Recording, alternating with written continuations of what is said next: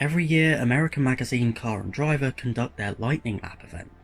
The premise is simple: take the latest performance cars and see what comes out on top and can lay down the quickest time at one of the most challenging circuits in the US, the Grand Course at Virginia International Raceway. Now, I don't think I need to tell you where this video is going.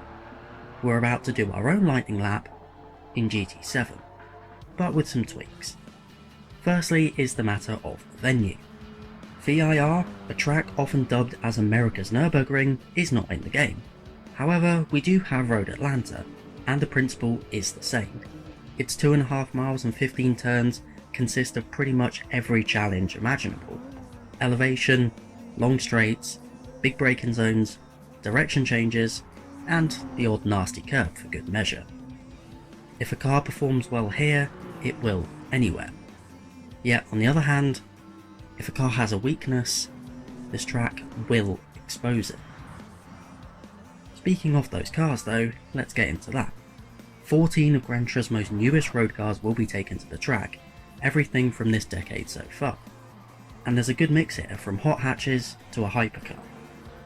The rules are simple: each car will be ran completely stock with the default tyres that it comes with, and it gets 5 laps to get the best time possible. Cool? Cool. Oh, and one more thing. Cars will be categorised by price, and will go from slowest to fastest. Let's see how they got on.